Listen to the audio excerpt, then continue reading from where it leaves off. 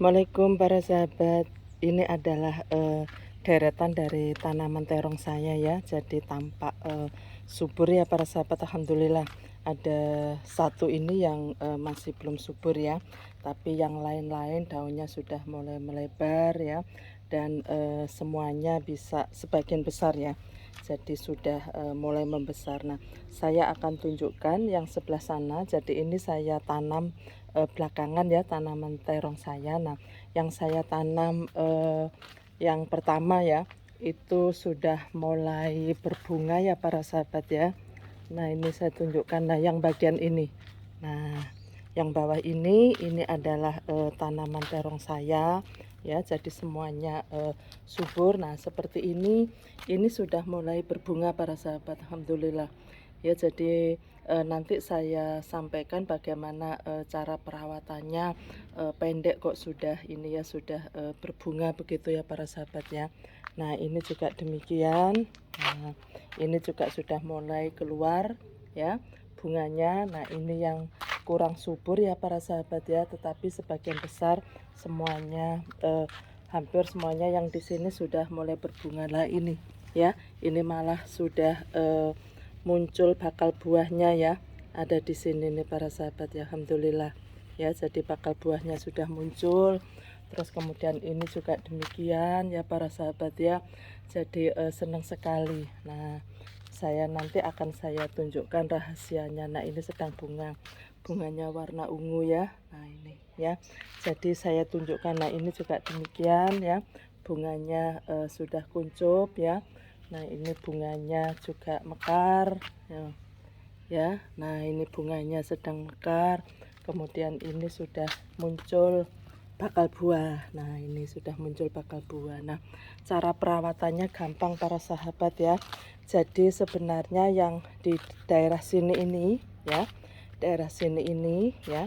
Jadi ini polybag yang sudah pernah 2 kali saya tanami kacang panjang ya. Kemudian saya gunakan untuk tanaman terong ini. Coba dilihat daunnya bisa maksimal lebar-lebar ya para sahabat ya. Jadi cara saya adalah karena saya sebagian besar atau hampir menggunakan organik ya. Jadi makanya setelah pruning saya langsung masukkan di sini daun-daun kering ya. Terus kemudian komposnya ini saya ambil dari, saya bikin sendiri ya.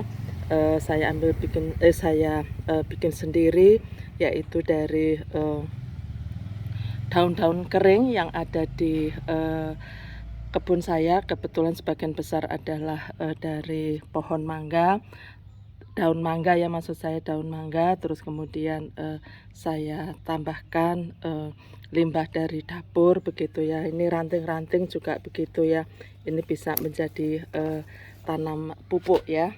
Nah, ini juga bisa menjadi kompos ya, ranting-ranting ini ya para sahabat ya. Nah, saya cukup ini saya campur lagi. Kalau sudah saya tanami, saya campur lagi dengan kompos yang baru yang tadi sudah saya ceritakan saya membuat sendiri begitu. Hasilnya seperti ini.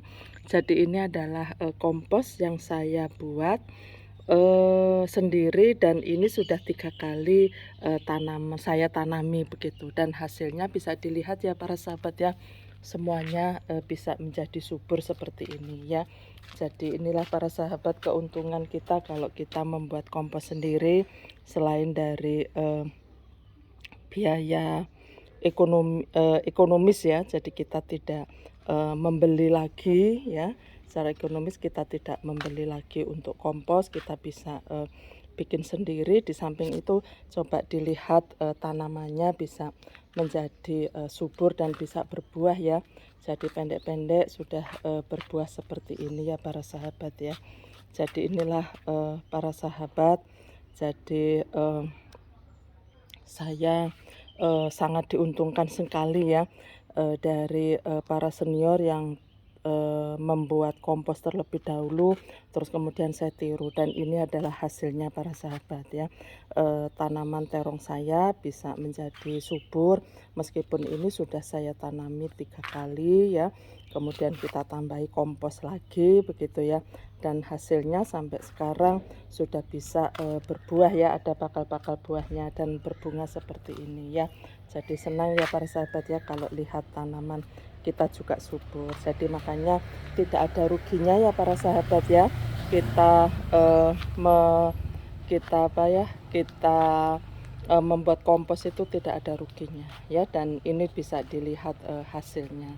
Jadi ayo segera membuat kompos sendiri para sahabat ya. Jadi secara ekonomis kita juga dapat diuntungkan, tetapi dilihat tanaman kita juga bisa menjadi subur seperti ini.